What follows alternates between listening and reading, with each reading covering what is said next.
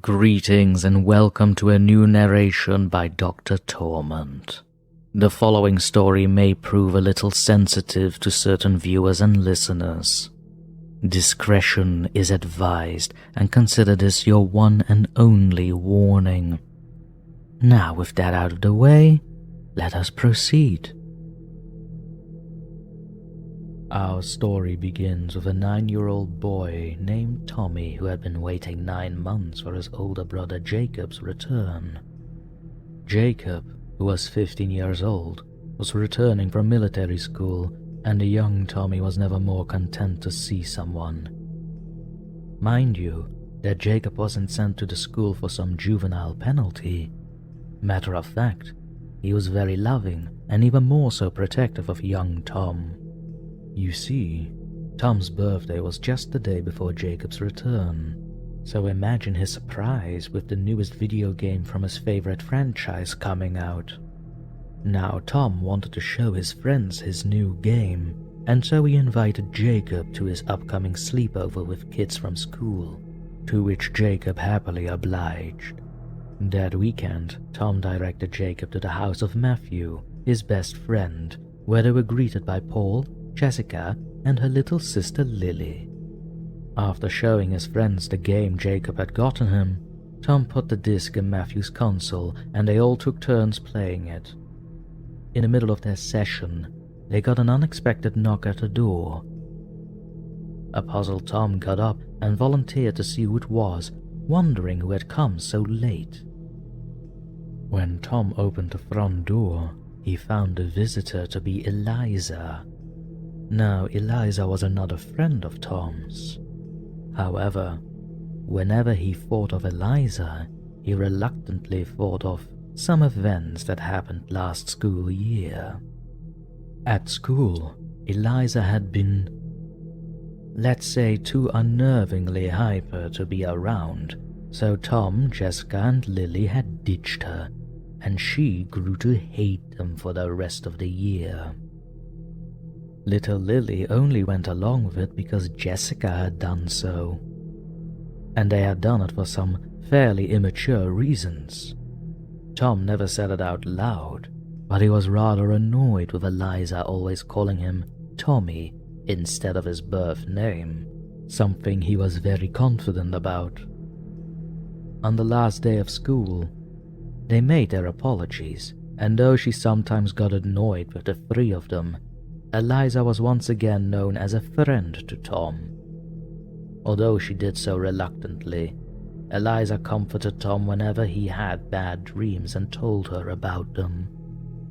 Eliza never was one for surprises, which is why Tom was a bit taken aback by her suddenly showing up to the sleepover. She hadn't gotten an invite, yet when he greeted her, she acted as if such an invite had been provided to her. Despite this foreign occurrence, Tom was rather polite with her, and he did what he thought was right, and so invited her in. Tom's other friends were just as puzzled to see Eliza. Matthew even shot a look of passive confusion towards Tom for letting Eliza in uninvited. Tom and the other boys treated her normally, and Eliza herself acted normal. But it was a few hours later when Tom started to notice Eliza behaving rather odd. She suddenly stood there as if frozen in time, appearing on edge, as if she would suddenly lash out at any given second, although she never did. The other boys were too busy trying to playfully tackle Jacob, while Jessica was getting it all on film before slightly lowering the video camera, noticing Eliza's appearance as well. Jacob had been noticing it too, but his wonders were cut off shortly by yet another impact by one of the boys. Hours later, after everyone's energy had been burned out, Paul got the idea to play a game of Kiss, Marry, Kill. Jacob rather awkwardly opted out, being much older than the rest, and even offered to move to another room. Everyone took their turn, occasionally giggling at one another's choices. At last, Eliza took her turn and concluded with her response to kill. I would kill Jacob so he couldn't keep Tom from me. The children smiled mockingly at Tom and Eliza in their circle on the floor, but things took a nasty turn when Eliza continued. I mean, I'd kill Jessica too. I don't like her. But I'd still rather kill Jacob. The eerie look of joy and excitement on Eliza's face didn't change one bit. Needless to say, the children's game dimmed to darkness at the awkward tension, but Tom himself was all the more disturbed. He could swear he felt the terror in everyone else in the room that heard Eliza speak. However, after that, it was a rather fun night. The rest of it had been relatively uneventful, just periods of wrestling and chasing, nearly knocking over some expensive items of Matthew's parents. One of the most notable parts was when Matthew's 3-year-old cat Leo growled at the family dog, Ace, who was barking at everyone from the back porch. Leo ran upstairs, hissing numerous times when Ace made a beeline for the door, and that set off the laughing bombs in everyone's souls instantly.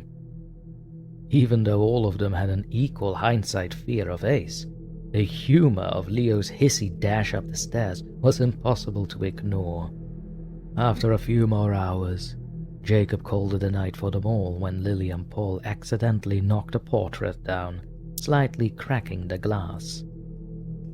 Luckily, Matthew's parents were out for the night, so Lily and Jessica stayed up another 30 minutes later, making an effort to replace the broken glass in the portrait before his parents returned home.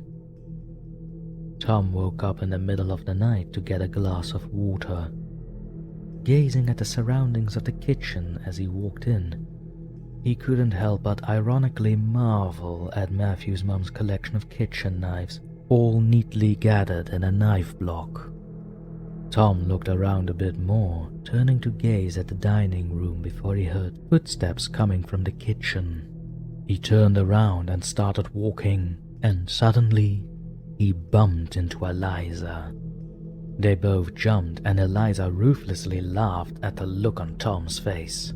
Tom was rather curious to why she was still awake, but Eliza cut him off, saying, "Do you know where Jessica is?" Tom figured that Jessica might be in the garage working on the glass of the portrait, but once again Eliza cut him off, asking, "Can you go have a look for me? I need to go to the bathroom bad." Understandably, Tom was bewildered to say the least, especially when he noticed that Eliza seemed to be gripping something behind her back with both her hands. As he and Eliza went separate ways, he went down the hall that led to the garage door, and he continued to wonder why she acted so weirdly. His thoughts were cut short as he heard the faint but distinct sound of two sharp metal objects scraping together. He heard the scraping twice, and it sounded like it came from upstairs, but there was another sound that caught his attention. Something that he made out to be a low groaning noise from the top of the stairs. Suddenly, he heard footsteps race across the kitchen, and he jumped up in fear again. The footsteps were heading down the hall to Matthew's room. Understandably, he was a little fearful. Child or adult, who wouldn't be in that situation? But although he was young, he was smart enough to know that when it got late, your mind has a tendency to play tricks on you, and therefore he dismissed it as such. But then, once again, there was that familiar groan at the end of the stairs. And on top of that, Ace, the family's dog, was growling from outside the door. For his own reassurance, Tom chopped it up to Leo acting up again with the dog, and therefore ignored the racing footsteps, now believing it just to be the cat. When he approached the garage, however, he noticed a sort of dark liquid coming from beneath the door. Now, Tom was a smart lad, granted, but he still was very young, and therefore in his own childish logic concluded that the garage had flooded somehow. And so, after immediately opening the door, he just wanted to help stop the flooding. As the door creaked open, Tom discovered the liquid to be a pool of blood surrounding the bodies of Jessica and Lily, who each had their own collection of stab wounds that decorated their lifeless corpses.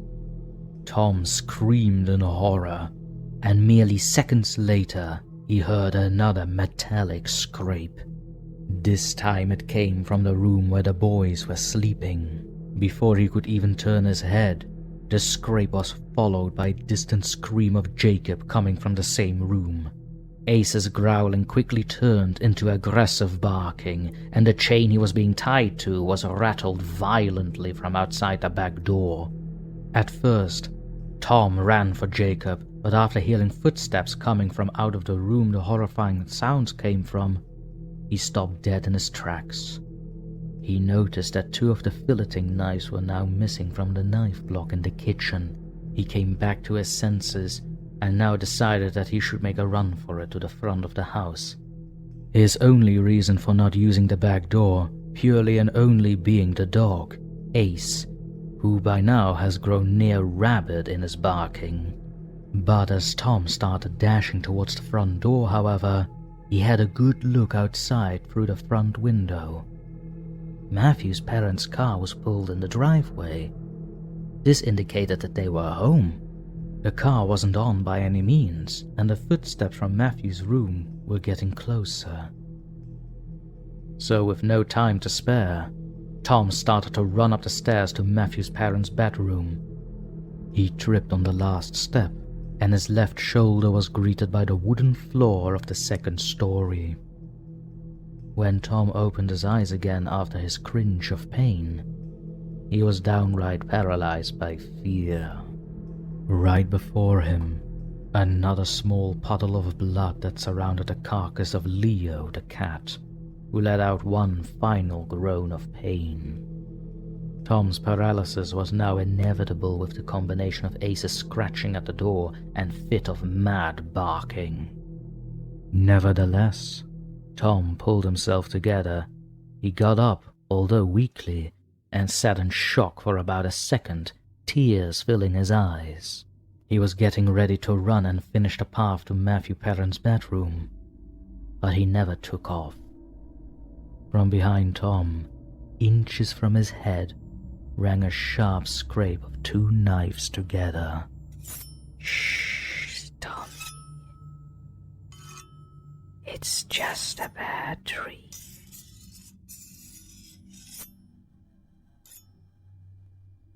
And so we've come to the end of our narration today.